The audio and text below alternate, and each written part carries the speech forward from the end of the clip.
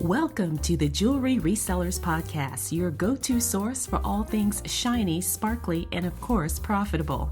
I'm your host, Desiree, and I'll be your guide on this dazzling journey through the world of reselling jewelry. We'll be diving deep into the art and science of reselling, uncovering valuable tips, insider secrets, and sharing stories from successful jewelry resellers. We'll explore market trends, industry news, and even discuss how to find those hidden gems just waiting to be discovered in thrift stores, estate sales, and beyond. So if you're dreaming of turning your hobby into a hustle, or if you're a seasoned pro looking to stay at the top of your jewelry reselling game, join me each week for insights, stories, and more on the Jewelry Resellers Podcast. So how much inventory do you need as a jewelry reseller? Well, that's the topic we are going to cover today because a lot of us are still trying to figure this out. And I really was challenged with this when I first started selling. And you know what? In some ways, I may still be challenged with this because when you're trying to figure out how much you should buy or how much money you want to make or how much you want to sell or whatever you're thinking about, you really have to decide what's going to work for you and what you can maintain in order to grow your business or make the money you want to make. So we're going to talk about all of that today. But before we get started, I do want to say hello and welcome. My name is Desiree. I am a full-time jewelry reseller, although I do a lot of other things, as many of you have noticed, because I'm kind of like that. I really need to have a lot of things going just so I don't get bored and so I don't feel like I'm stuck in any way. And I know that's probably a whole nother topic for a different day. But I just wanted to let you know that if you see me online doing something else, that's probably why. And I always like to remind you, if you are not part of our newsletter family, now would be an excellent time for you to join. Because when you do, I am going to help you learn some of the best-selling vintage jewelry brands that I think are bringing in the most money right now. I will give you access to a list that I have personally created that tells you what the best-selling vintage jewelry brands are, because I know a lot of us are vintage jewelry resellers, or that is the niche or category we like to focus on. So if you're interested in getting a copy of that list, all you got to do is head on over to the website, and that is jewelryresellerspodcast.com. Again, that's jewelryresellerspodcast.com. I will also have a link for you in the show notes as well as the description of this video if you are listening on YouTube.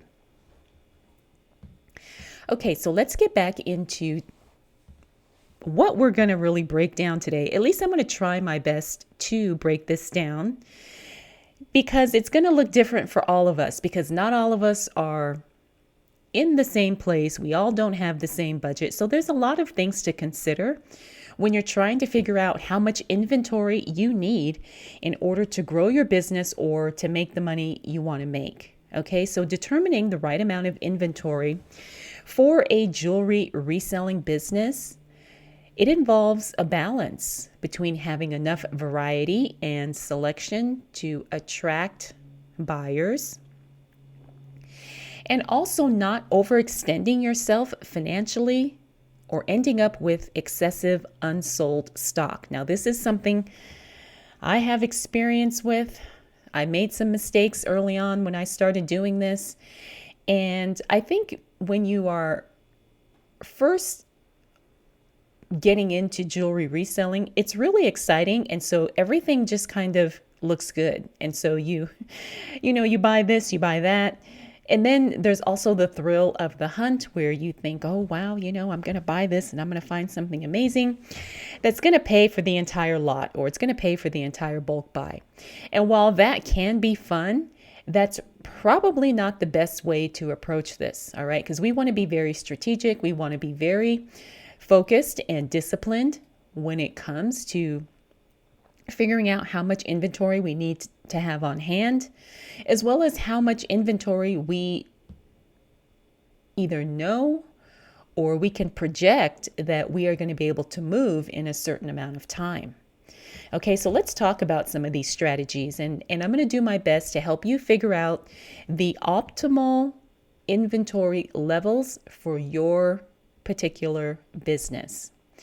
All right, so the first thing I want you to think about is really get a clear picture of what your budget is, what your income goals are. How much money do you want to make, and how often or how frequently do you want to make that?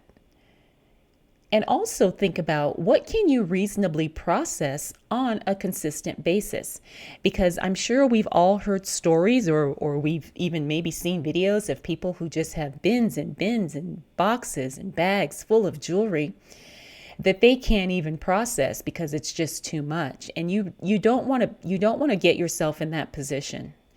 Okay? Because in the reselling world, there is a thing that people call death piles. And of course, it applies to jewelry as well. But I'm going to do my best to encourage you to not fall into that trap of having a death pile. I know some people like to call it a money pile, but having so much inventory that you can't even process, or if you just keep buying and buying and buying and you're not listing and you're not selling, that's not sustainable long term. And not only do you get overwhelmed with the increase of inventory, but it starts to take a toll on your mental health as well as your energy. All right. So really think about this. I'm not saying don't buy a big bulk buy, because sometimes that will come up and then that'll be enough to meet your inventory or listing goals, let's say for a month, 2 months, 3 months, whatever. But don't get in the habit of buying just to buy. Okay, so I guess that's probably what I want to emphasize the most. Okay, so the next thing I want you to think about is really understanding your market and your target buyer. Now, I have talked about this many times. I'm pretty clear about who my ideal customers are. Now, this could vary for you like it does for me, depending on the platform that you're selling on, depending on what type of jewelry you are selling, and depending on what price point you're selling these pieces. So you really want to know your target buyer, because that way you'll know, okay, I have so many people who are looking for this, so I need to have this much amount of those types of pieces on hand for me to either list, or like in my case, to run a jewelry show, or however you're selling. Okay. And this will help you get clear on the type of jewelry and the quantity, like I said, of the jewelry pieces that are most likely to sell. Now, the other thing you also want to look at and maybe even study is the demand for the type of jewelry that you have on hand or that you are looking to sell.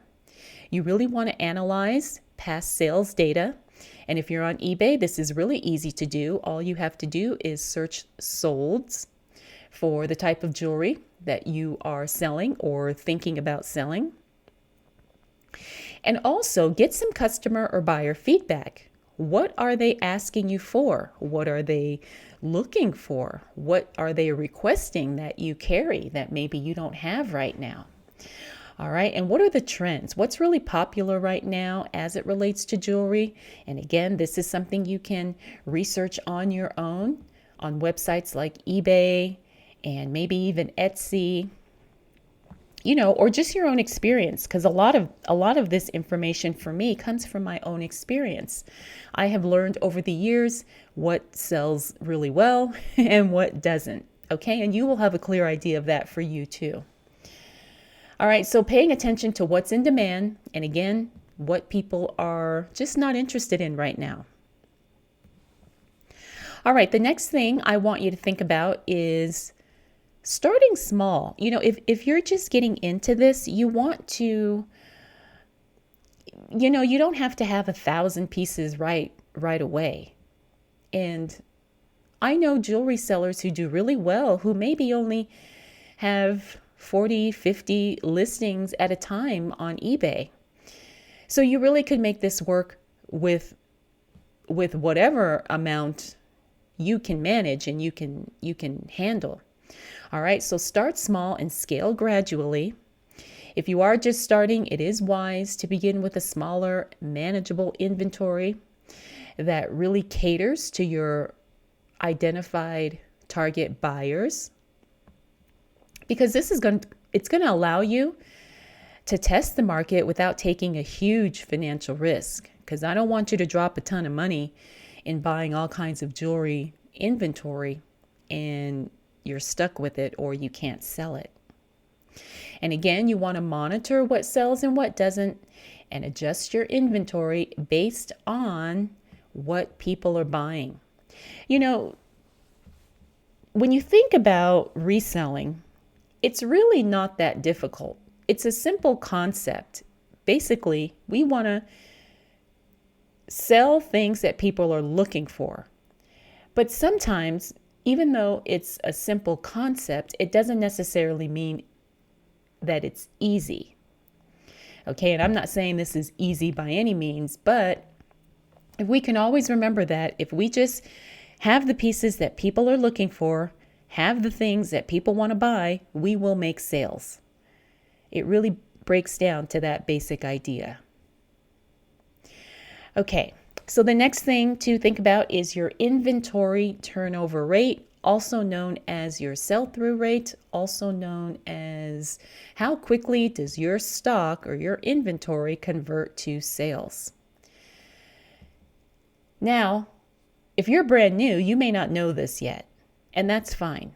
Don't stress about it and don't even worry about it until you get some sales and you get some experience and you start to learn the market and you start to learn your buyers.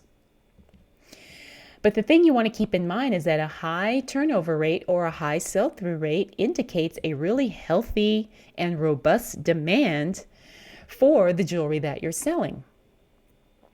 And if things are selling a little bit slower, then you want to pay attention to that too, because maybe you're overstocked or maybe you need to adjust what you're sourcing and what you're listing.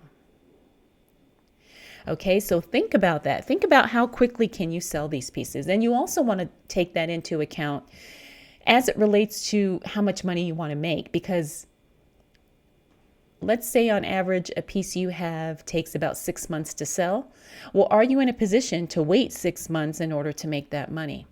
Now, if you're constantly listing, which is something I do suggest and encourage, because that way something will always be selling. If you're consistently listing, then and you're listing the correct items or the items that people want, then you will be consistently selling as well. All right, because it's not about listing and then having something sit in your store for several years. Now, because we are selling jewelry, there will be pieces that you will have to wait maybe a year or two, because maybe it's something so unique or rare and you need a very specific buyer. So depending on what type of business you have set up, what your income goals are, and what you can afford to store and manage, that will determine how quickly certain items sell for you or maybe don't sell for you. All right. The next thing we want to look at is seasonal and trends, or I should say seasonal fluctuations and popular trends, because that always seems to impact jewelry. Now, I've talked about before how certain trends in fashion will influence jewelry, sometimes celebrities, sometimes things that happen in news or pop culture. Those things can all have an impact on the demand for certain types of jewelry. So you want to pay attention to that. And like I've said before, you don't need to be someone who is super trendy or someone who is super into news or anything like that, but you just want to be aware, okay? And especially seasonal stuff. Now, jewelry sales can be seasonal. And we have all noticed that jewelry sales tend to peak around certain holidays or special occasions. Things like Valentine's Day, Mother's Day, Christmas, and so forth. So adjust your inventory to meet these seasonal demands. Now, we also may know that as resellers, a very popular, downtime for a lot of us, which some of us know as the summer slowdown, where people are just not shopping as much during the summertime. So you want to make sure that you are, planning your inventory, what you're listing and what you're sourcing, to accommodate these changes as it relates to the demands of what people are buying and when they are buying it. Now, so there's certain jewelry that I have learned that just kind of sells well no matter what. Like there's some vintage brands that just seem to do well all the time because there are a lot of people who collect those brands or who collect those styles of jewelry. And so when they see them, it doesn't matter when they'll buy it. And then there's other times where, maybe you have a fantastic piece, but maybe it's something that people aren't necessarily looking for right now, and it will probably sell maybe at a different time during the year. So this is something you'll learn with experience, and this is something you'll learn as you go and as you grow. So, but just pay attention to seasons and trends because it will affect what you sell and maybe even how much of a particular type of jewelry you sell. All right, I also wrote on my notes trends, and I think I already covered that. You want to stay informed about current jewelry trends and then incorporate these trending items into your inventory. But one thing I want to caution you about is don't overinvest in fad or super trendy type items. And I've seen this with what I like to call fast jewelry, because you know how they have fast fashion. There's also fast jewelry as well. And this is usually the knockoff stuff you see, maybe on Temu or Forever 21, stuff like that, where it's like cheaper, low quality jewelry that's made to look like higher expensive brands, or maybe something that's just super trendy right now, so they mass produce it. So you want to be careful about buying those types of things because they tend to not be good investments as it relates to having good quality in-demand jewelry inventory. Okay, so the next thing we're going to talk about is your cash flow and budget constraints, if you have them. I do believe that all of us should have a budget for sourcing and for how much inventory we want to have on hand. So ensure that your inventory purchasing aligns with your budget and your cash flow. Now remember, I've said a couple times today that overstocking can tie up your money or your capital. And, that could be used for other aspects of your business, like marketing or maybe building a website or maybe buying some tools that you may need in order to do your job better. So, we don't want to have too much money tied up. However, due to the nature of the business and what we're doing, of course, some money will be tied up in inventory.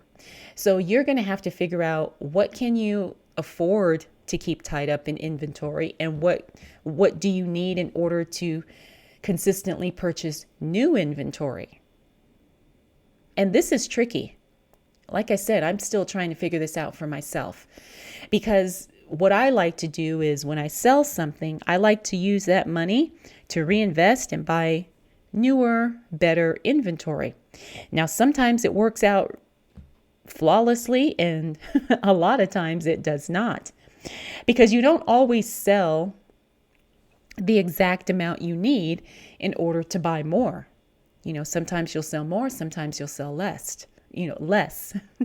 So you want to make sure that you pay attention to that because you're going to have to figure out how much can you spend weekly, how much can you spend monthly or whatever, and just get clear on that. and don't be afraid to make adjustments along the way, because things will change as your business grows and as your knowledge develops and as you figure out what works for you and what you can do as an individual. Okay, so these are all things to think about. And I wish I could give a blanket answer that's going to work for everyone, but unfortunately, I can't, because I don't know what type of budget you're working with. I don't know how big of a store or how big of a business you're trying to create. I don't know how much money you want to make. So you'll have to really sit down with a notepad and a pen and really write all of this out so you get a clear picture. And so you know how much inventory you realistically need. And sometimes you can do this without an upfront investment. I've briefly talked about consignment in some ways, and we do have a podcast episode with Matt Harris, and he talks about that. So basically, you don't have to pay anything, but you just split the cost, or you split the sale with the person you're consigning for. So that could even be something you work into your business in some way as well. All right, let's move on to the next point, and that is your sourcing time. Understand that sourcing, sometimes the timing of finding what you need doesn't always coincide with how quickly you're selling or not selling your inventory. And sometimes it won't even match up in any way, shape, or form. Right? Like sometimes you'll come across a really good bulk buy, but you haven't sold anything yet, but you know that, wow, this is something I really want to buy because these are some fantastic pieces. The price is right. Everything is giving me the sign to buy it, but you still have just as many, if not more, pieces sitting unsold in your eBay store or wherever. Now, so that's something you're going to have to figure out. What can you tolerate, and are you comfortable with that? Okay, because as we know, it's not really quote unquote easy to find the type of jewelry pieces we want to sell. Now, they're out there, and we will find them, and we can find them, but it doesn't mean that we always find them in accordance to how much we're selling. Okay, and that's okay. That's okay, because you may find a huge lot of jewelry that will cover your sourcing and listing, like I said earlier, for months, and you won't have to worry about it. And you have a good supply of new inventory that you can consistently list, so you can hit your income goals and you can hit your money-making goals, whatever. But now the other thing you want to think about too is keeping a buffer stock of maybe some best-selling pieces. Because if you have customers who really like something specific, you may not want to list it all right away. You may want to keep some, keep some in your inventory, and then slowly drip. That's what we call it. We drip those pieces out, maybe one a week, maybe one every 2 weeks, whatever. So that way you're not selling all of your best stuff right away, and then you're sitting on a bunch of stuff that maybe doesn't sell as quickly or maybe not be as much in demand. All right, and also be mindful of your storage and how that's going to work for you. Are you paying for storage? Are you storing all of your jewelry inventory in your home so you don't have any additional expense as it relates to that? Or do you have to figure out a storage solution? Especially for those of you who have thousands and thousands of jewelry pieces, you want to make sure that you keep it safe as well as organized so you can find it when it sells. All right, so my next point is to really think about diversification and specialization. Now, I've always been team find a niche, because I have learned That's really what works for me. And so many other jewelry resellers say the same thing. Although you don't have to do that. You don't have to have a niche. You can still do this. But I want you to think about really specializing in something. All right. Because even though offering a wide range of jewelry can attract a broader buyer base, it can also dilute your brand identity in some ways, and it can increase your inventory management, making it more complex, making it more complicated in some ways. Now, because it's jewelry, it's small, so it's not like we have to worry about, it taking up a lot of space. But we really have to think about, what do we want to be known for? Because if we want buyers to find us, then we have to make sure we have what they want. And if you're selling everything and anything, even though it's just jewelry, you may not necessarily develop as loyal of a customer base. I'm not saying you can't, but it might take a little longer, or maybe it's not as strong as it could be. Now, the other nice thing is when you specialize in a certain type of jewelry, it can really streamline your inventory. But on the flip side, it may limit your market, right? So there's pros and cons, pluses and minuses as it relates to this. So you will just have to find a balance that works for your business model and your target buyer. And again, this is something that has been ongoing for me. This is something I'm still trying to figure out. But for the most part, like I said, I really do know and understand what my buyers are looking for. But that's not to say it will be that way forever. And who knows, maybe if I found some spectacular jewelry pieces while I was outsourcing, that may attract a different buyer. Okay, so you're going to have to figure that out for yourself. All right, so I've mentioned this briefly in a few of the earlier points, and that is storage and inventory management. What do you have room for? How much do you want to have to manage? Okay, how much can you store? Like I said, we don't all have to have thousands and thousands of jewelry pieces. Some of us are going to be fine with 100. Some of us are going to want 5,000. Now, when I had, at my, peak, I had about 3,000 jewelry pieces in my eBay store, and not all of them were great. But I did have that much. And I had a really good organization and inventory storage system. So it wasn't that difficult for me to maintain that amount of jewelry, because I had them in boxes and then or I should say little bins, and then I had each piece in its own individual bag, and then each little bag had a number, and so it was like a SKU number, and so every time I listed a piece, it had its own SKU number, so it was really easy to find, and then everything was stored in numerical order. Now that worked for me. Right now, I don't have that many jewelry pieces, but I wouldn't have a problem growing to that many again if I found exactly what I was looking for when I was outsourcing.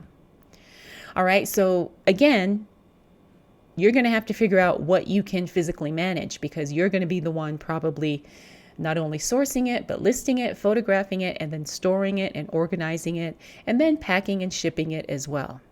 All right, and I want to throw this out there too, because when you are figuring out your storage space and your inventory management, you want to include shipping and packing supplies as well, because that will take up a lot of space. All right, especially if you are selling, if you ship your jewelry in little jewelry boxes, you're going to need to have a supply on hand of those little jewelry boxes. Also bubble mailers, bubble wrap, tape,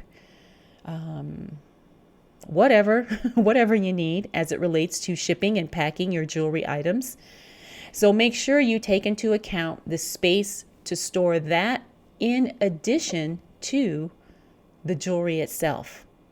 All right, because I think a lot of people forget about that, and then they realize, oh wow, actually need more space than what I had thought initially.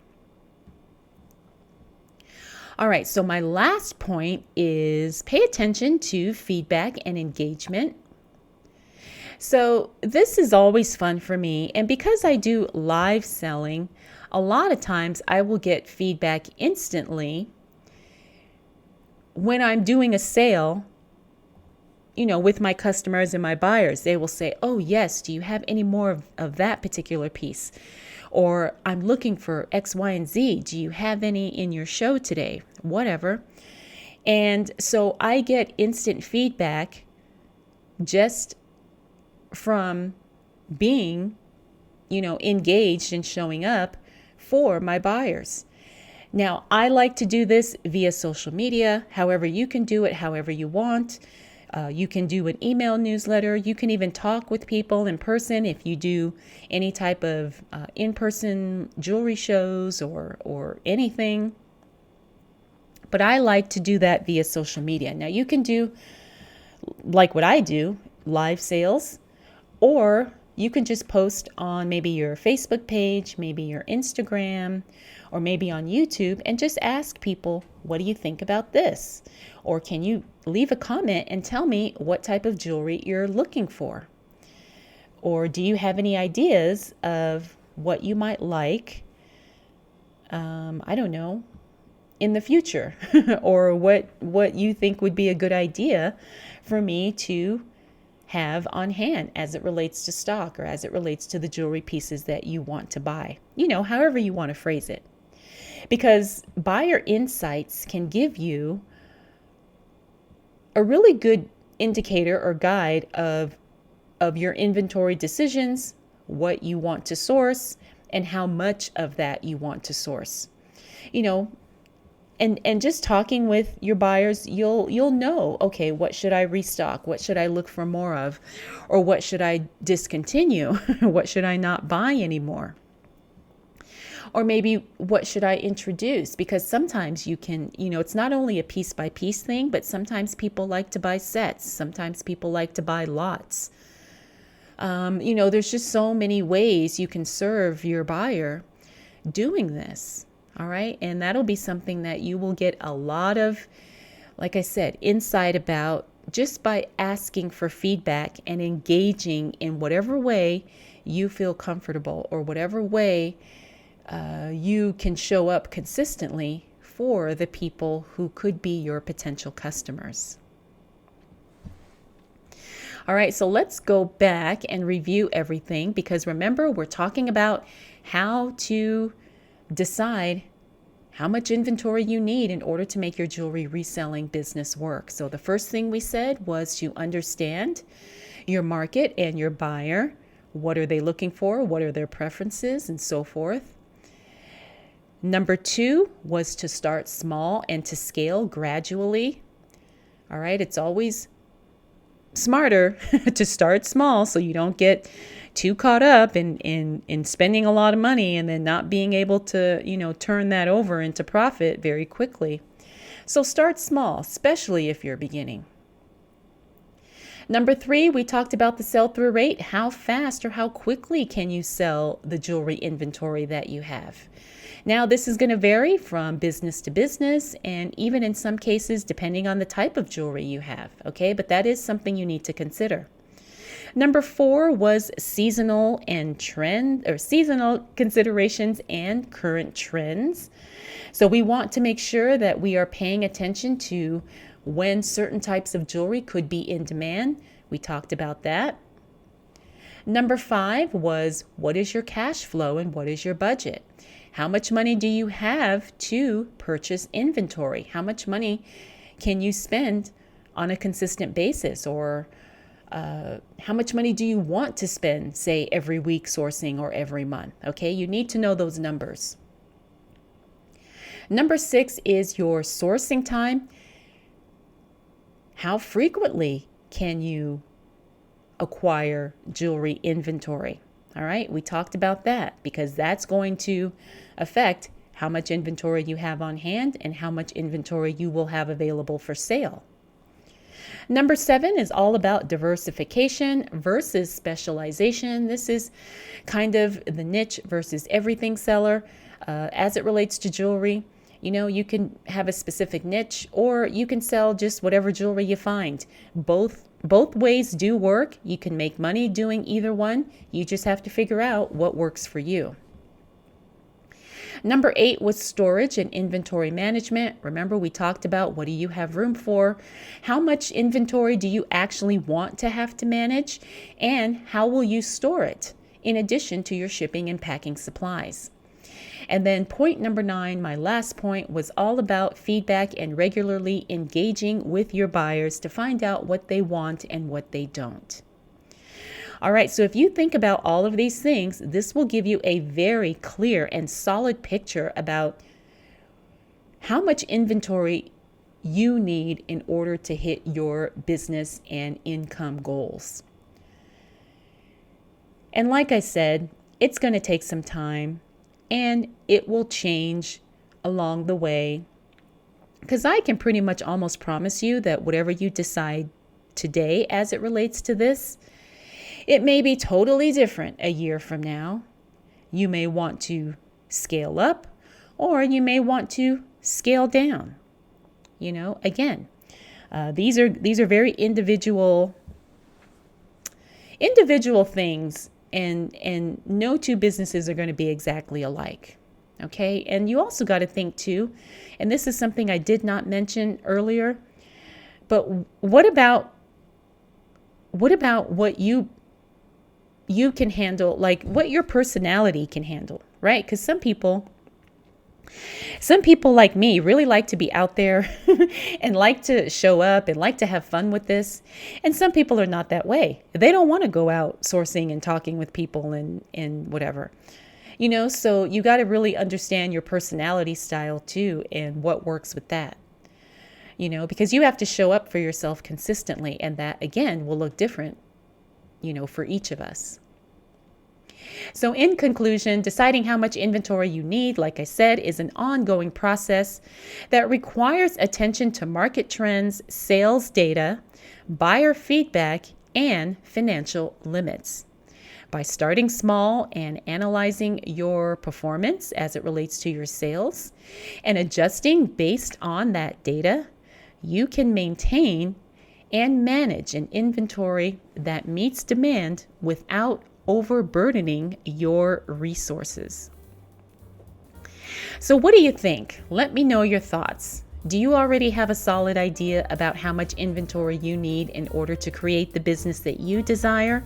And if you have any ideas on anything else as it relates to this topic, please leave a comment either on the website, or if you're listening to this on YouTube, leave me a comment there too. All right, I hope that this episode was helpful and I hope you enjoyed it. I want to thank you so much for spending this time with me. I'll check in with you again really soon.